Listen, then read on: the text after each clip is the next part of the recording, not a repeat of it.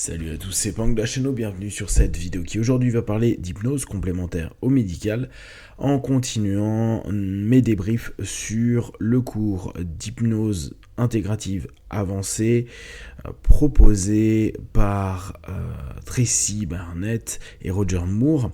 Donc c'est orienté dans ce que les Américains appellent l'hypnose médicale et aujourd'hui le thème était Parkinson. Alors, Roger a proposé différents éléments que l'on peut travailler avec les personnes qui ont Parkinson. La première chose qu'il a mis en avant, c'est l'anxiété. Et bien sûr le deuil d'avoir perdu des capacités et des compétences. Il propose, mais c'est de façon générale, pendant toute cette hypnose médicale intégrative, ils ont cet état d'esprit à rester très très simple dans leur façon d'aborder les choses.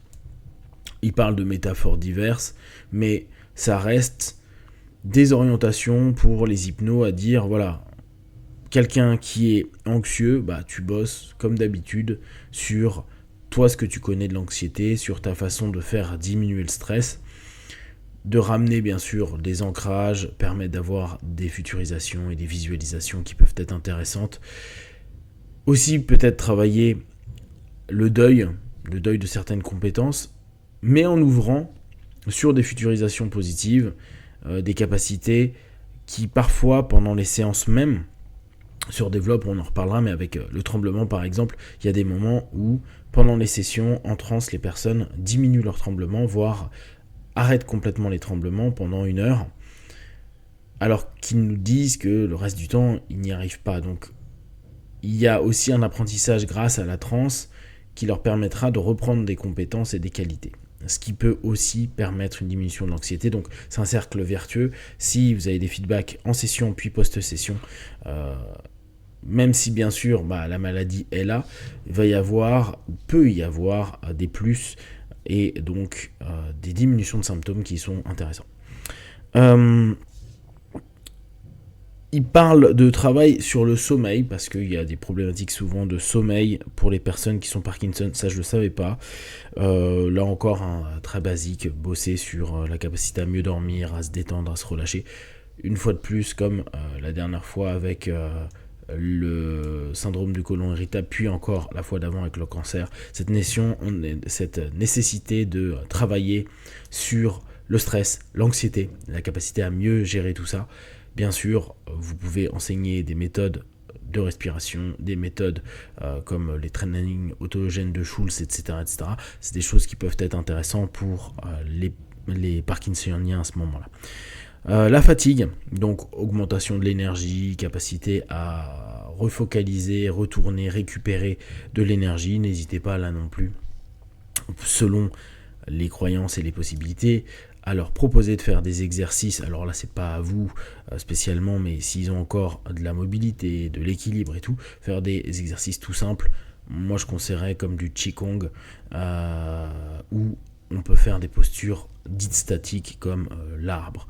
Et ça peut permettre de remobiliser un petit peu le corps, de remobiliser un petit peu ses statiques. Alors bien sûr, ça dépend quel niveau de Parkinson il y a et quelles sont les problématiques à ce moment-là. Donc les tremblements, qui est un des éléments sur lesquels ils ont passé le plus de temps, donc permettre la diminution des tremblements. C'est un élément que moi j'ai pu observer, alors moins avec des Parkinsoniens parce que j'en ai pas eu forcément beaucoup, mais plus avec des consultants qui avaient des scléroses en plaques. Et où il y avait ces tremblements qui étaient fréquents. Et je jouais énormément sur ce que m'avait dit un de mes partenaires à l'époque, où lui de son côté, il avait depuis quelques années des injections qui permettaient en fait de moins trembler pendant un laps de temps. Donc je faisais reprendre ce vécu et j'utilisais l'effet placebo pour recréer hypnotiquement ce vécu. Et ce qui était assez intéressant, ce qui était même assez surprenant, pendant tout un laps de temps, les tremblements diminuaient, en tout cas avec plusieurs d'entre eux. Et ce que je leur faisais faire, c'est tous les matins dans leur session d'auto-hypnose, d'imaginer qu'ils se refaisaient une injection par eux-mêmes, une hypno-injection, pour aller mieux. Donc le travail sur les tremblements, en retrouvant aussi du relâchement, paradoxalement, parce qu'il y a aussi beaucoup de rigidité qui se crée. Donc la visualisation de comment c'est quand ils ne tremblent pas, quand ils marchent normalement, quand ils avancent, quand ils écrivent normalement, quand ils osent à nouveau faire un geste qui est un petit peu plus ample plutôt que des tout petits gestes de peur d'avoir des mouvements qui ne sont pas contrôlés. En rigidité, comme je vous disais, c'est souvent assez lié, donc travail de visualisation, de relaxation, etc. Travail sur les futurisations. Et en dernier point, des travaux bien sûr sur tout ce qui va être exercice intellectuel, travaux sur les sudoku, sur l'apprentissage. Alors bien sûr, on le sait bien, quand on est malade, on n'a pas forcément d'énergie, d'où le fait d'abord travailler de l'énergie, et puis après proposer, quand vous avez de l'énergie, n'hésitez pas à faire un petit jeu d'esprit, à créer des actions, faire peut-être votre Qigong pendant 3 minutes, et ainsi de suite. Le tout, c'est de réussir, pendant nos sessions, nous, d'hypnose, de leur proposer des visualisations, des futurisations et des exercices qui leur permettront d'aller mieux et de pouvoir cumuler des petits plus qui vont rendre plus confortables les journées.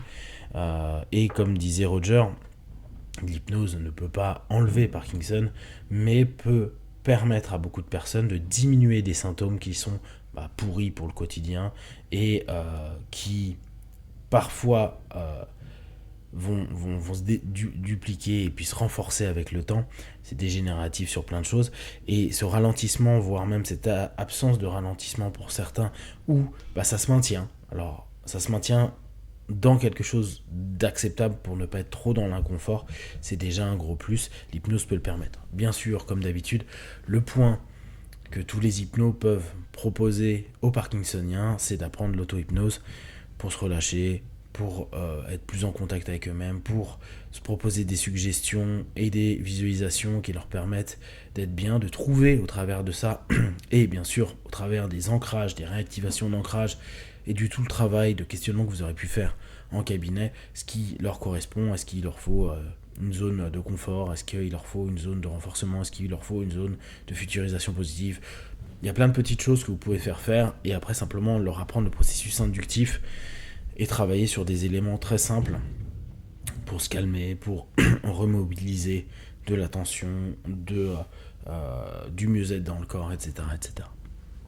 Donc, pour résumer, avec l'hypnose, on peut travailler sur la maladie de Parkinson, en tout cas sur l'ensemble des symptômes de la maladie de Parkinson.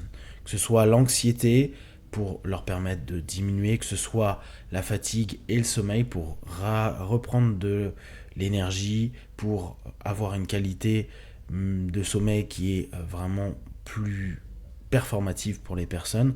On va avoir un gros travail sur les tremblements et sur la rigidité qui est complètement possible avec bien sûr le relâchement, avec la reprise de maîtrise de son corps, avec un ensemble de possibilités qui permettent d'atténuer en transe, et ça on l'a beaucoup vu, les tremblements, et donc de permettre au travers de l'apprentissage de l'auto-hypnose à retourner dans ces phases de transe hypnotique où d'un coup le corps se relâche, les tremblements diminuent et les personnes peuvent retrouver une maîtrise d'elles-mêmes. Et bien sûr, ouvrir sur tout ce qui est exercice physique et intellectuel pour leur permettre de diminuer l'ensemble des symptômes et des sensations de diminution d'eux-mêmes. Si vous avez des questions et des remarques, vous les partagez sur Facebook, YouTube, j'y répondrai le plus rapidement possible.